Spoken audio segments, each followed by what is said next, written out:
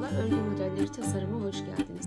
Evet arkadaşlar, bugün sizlere özellikle büyük düğmeler için ilik nasıl açılır şöyle sade bir şekilde kısaca göstermeye çalışacağım. Yalnız ilik kısmına gelmeden önce şöyle şu kenarların nasıl bu şekilde muntazam yapabiliriz, şu haroşa sırasını çıkana kadar onu da göstereyim.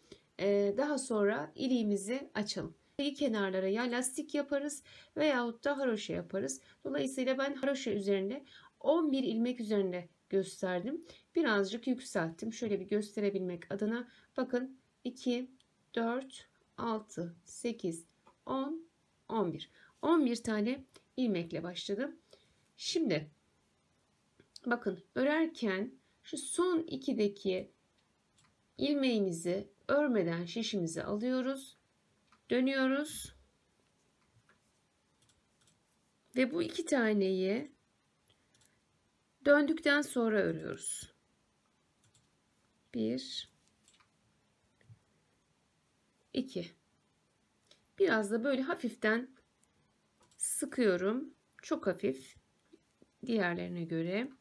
Normal şimdi haroşamızı örüyoruz. Son 2'ye geldiğimizde bakın.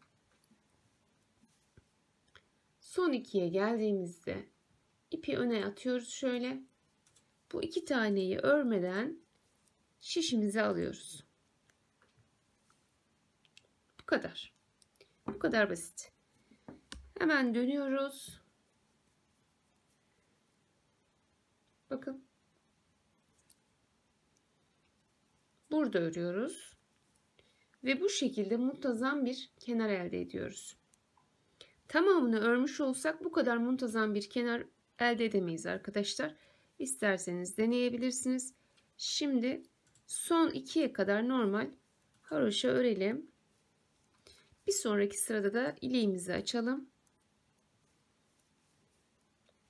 Evet.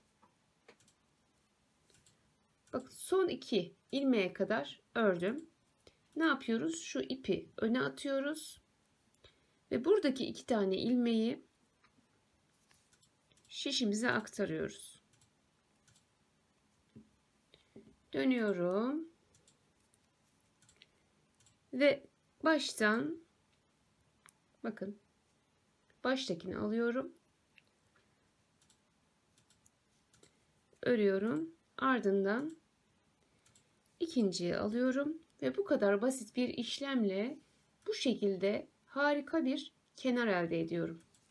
Çok düzgün arkadaşlar. Yeleklerinizde, hırkalarınızda, aklınıza gelen tüm iki şiş örgü modellerinizde bu kenarı kullanabilirsiniz. Şimdi gelelim ilik açmaya. Büyük düğmeler için çok güzel bir yöntem. Hemen onu da göstereyim. 2 tane ördük. 3 ve 4. 4 taneyi ördüm. Başta ve sonda 4 tane bıraktım. Ortadaki 3 taneyi kestim. Şimdi daha büyük bir delik isterseniz 4 kesin, 5 kesin mesela. Daha küçük bir delik isterseniz 1 kesin, 2 kesin. Bu şekilde ayarlayabilirsiniz. Aynı yöntemle. 4 taneyi ördük. Şimdi burada şişimizdeki 2 taneyi şöyle tutup kesiyoruz. 1. Sonra bunu tekrar diğer şişimize atıyoruz. Tekrar 2 taneyi birden kesiyoruz. 2. Tekrar diğer şişimize atıyoruz kestiğimizi. Ve 3. Bakın 3 tane burada kesinti yaptık. Şu an burada 4 tane ilmeğimiz kalacak. 1, 2, 3, 4. 1, 2, 3 ve 4. Aha, burada şimdi bir yanlışlık yaptım. Neydi? Son 2 taneyi evet örmeden diğer şişimize aktarıyoruz arkadaşlar. Onu unutmayalım hiçbir zaman. Böyle örmeden aktarıyoruz. Şimdi hemen dönüyorum. 1 2,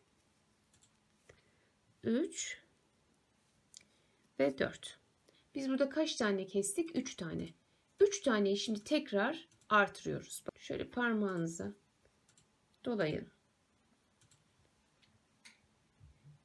1, 2,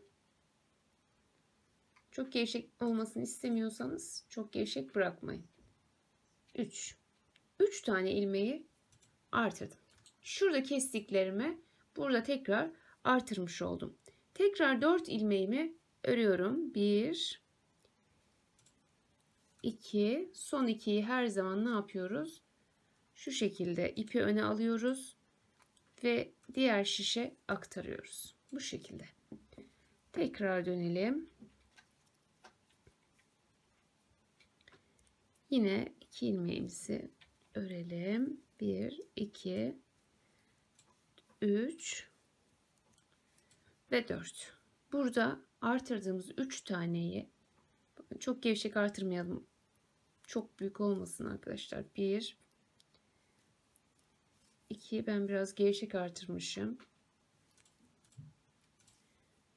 3, 4 tane var. 1, 2. Şöyle.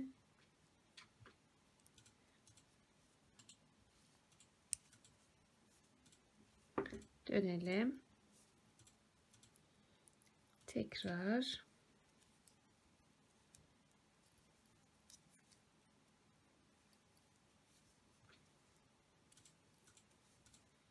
Şimdi bir örelim bakalım nasıl olacak.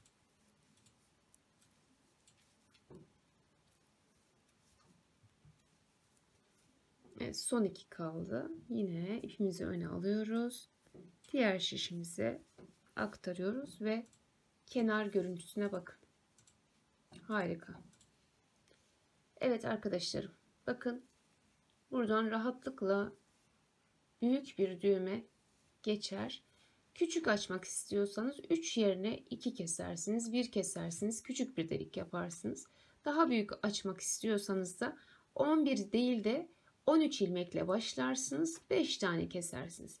Onu elinizdeki model neyse, ne yapacaksınız ona göre kendiniz ayarlarsınız. Ama harika, güzel bir ilik açma yöntemi, kolay bir ilik açma yöntemi gösterdim ben size. Artık gerisi size kalmış. Bakın, bu şekildeki bir delik açma yöntemiyle şöyle yuvarlak büyük bir düğmeyi rahatlıkla buradan geçirebilirsiniz. Biraz daha küçüğü, bu zaten çok daha rahat geçecektir. Evet arkadaşlar, daha fazla göstermenin bir anlamı yok. Kenarı da gösterdim. İlik açmayı da gösterdim. Mantık bu. Arasına istediğiniz kadar örgü yapıp hangi aralıklarla delik koymak istiyorsanız onu o şekilde ayarlayabilirsiniz. Orantılı bir şekilde her deliğin arasına kaç haroşa yaptıysanız o şekilde yukarı kadar ilerlersiniz. Benden bu kadar. Bir dahaki videolarda görüşmek dileğiyle. Hoşça kalın, sağlıkla kalın. Allah'a emanet olun.